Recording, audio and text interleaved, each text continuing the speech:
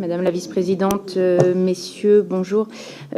Donc sur le titre 4, devenu titre 1 bis, en tout cas celui de la programmation des infrastructures, et son rapport annexé qui pose des objectifs au niveau national, j'aimerais savoir ce que vous pensez des orientations qui s'articulent. Est-ce de façon satisfaisante avec la redéfinition des compétences dévolues aux régions? Quel est pour vous le bon équilibre en matière de programmation des investissements? Considérez-vous que le projet de loi place le curseur au bon endroit et est-ce que les financements de l'AFIT constituent un levier suffisant? En particulier, sur le périmètre défini par le texte, vous semble-t-il de nature à faciliter l'élaboration et l'exécution des CPER? Où en sommes-nous d'ailleurs de cette exécution? Les montants prévus laissent-ils suffisamment de marge compte tenu du niveau actuel des engagements de l'AFIT? Certaines régions risquent-elles de se trouver défavorisées par rapport à d'autres? Enfin, quid de ce que le texte et cette structuration des financements facilite la mobilisation par les régions des financements européens? Considérez-vous que les régions auront besoin de moyens supplémentaires pour exercer les compétences prévues par le texte? Et à contrario, quelles sont les économies et les gains d'efficience qui peuvent être attendus? Enfin, quelles nouvelles ressources envisageriez-vous pour financer les infrastructures? Et comment accueillerez-vous l'hypothèse d'une régionalisation des ressources, notamment de la TICPE? Je vous remercie. Je vais peut-être finir par ce que Bérangère Abba évoquait sur les infrastructures, avant de revenir à d'autres sujets. Aujourd'hui, je suis assez partant pour changer aussi un peu de paradigme, et vous le savez, en matière de positionnement régional.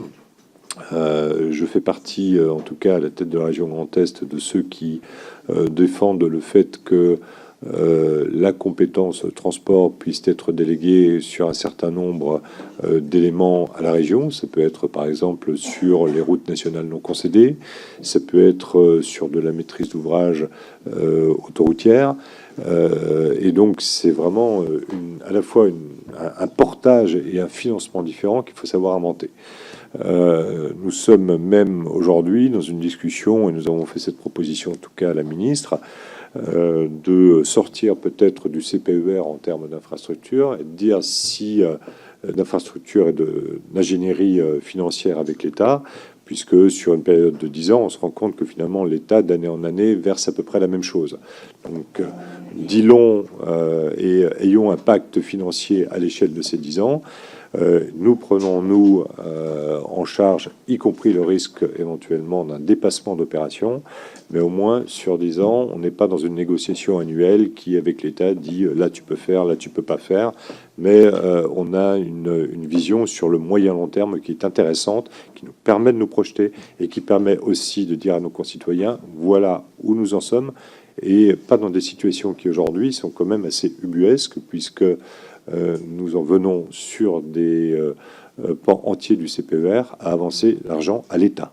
C'est quand même la situation, elle est quand même celle-là.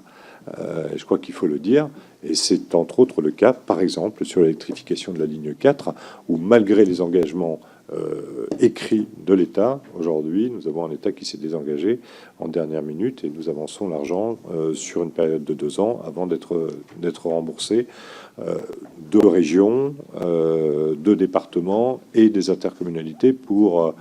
donc on voit qu'en termes d'ingénierie financière, aujourd'hui, il faut réagir et penser les choses de manière profondément différente, agile, rapide, mais en même temps en nous laissant la possibilité effectivement de prendre aussi un certain nombre de risques.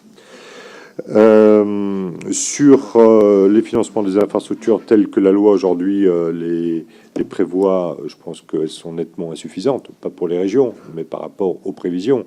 Il manque grosso modo, Michel, 500 millions d'euros. Comment est-ce qu'on fait pour trouver ces 500 millions d'euros? Alors, il faut, je crois, en parler clairement et franchement. Aujourd'hui, la taxe transport sur les poids lourds, la TICPE, la vignette européenne, on entend tout cela circuler. Nous avons besoin, là, sur ces sujets, surtout si nous prenons des responsabilités supplémentaires, par exemple sur les routes nationales, donc concéder naturellement d'avoir une recette en échange, mais nous, un engagement de service également. Donc nous sommes preneurs de tout ce qui est expérimentation, différenciation sur ces sujets, et il faudrait que le texte permette de le faire, là aussi, dans le respect de l'attention que nous devons porter à toute nouvelle fiscalité aujourd'hui au niveau de notre pays, on le comprend bien, mais la traduction concrète d'une fiscalité peut-être supplémentaire ou bien apportée à ce niveau-là, je crois que ce serait assez facilement explicable et compréhensible par nos concitoyens.